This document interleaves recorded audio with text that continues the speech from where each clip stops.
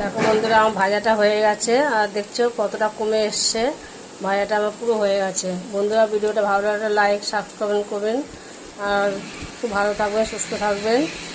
By বন্ধুরা, শুভ দুপুর। বন্ধুরা দেখো, আজকে আমি রান্না করব কচুলতি। এই যে কাটা হয়ে গেছে আর ধুয়ে রেখেছি। এই কড়াইতে শুকনো লঙ্কা, একটু কালো জিরে আর পেঁয়াজ ফোড়ন দিয়েছি। এখন একটু ভাজা ভাজা হয়ে যাচ্ছে।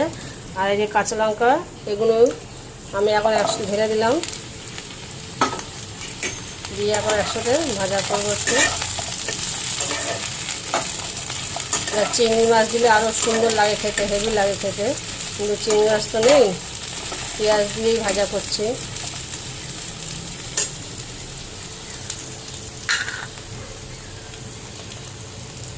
অল্প করে লবণ দিচ্ছি, কারণ ওটা টেনে আসবে, তখন বেশি লবণ হয়ে যাবে। তো হলুদের গুঁড়ো,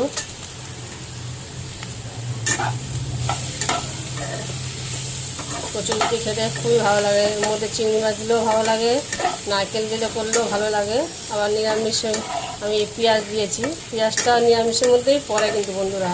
অনেকে বলে আঁশ, কিন্তু আমি এটা শুনেছি একজনের মুখে বরস করে ঠাকুর মন্দিরে, বলে পেঁয়াজটা নাকি একটা ফল, তো পেঁয়াজটা নাকি খাওয়া যায়। তো আমি পেঁয়াজ দিয়েছি এর মধ্যে, কিন্তু পেঁয়াজ তো না দিলে ভালোও লাগবে না। এখন আমি এটা ঢাকা দিয়ে দেবো। কাঁচা লঙ্কাগুলো একটু পরে দেবো। এই দেখো, কাঁচা লঙ্কাটা দিয়ে দিচ্ছি, অল্প করে একটু চিনিও দিয়ে দিলাম।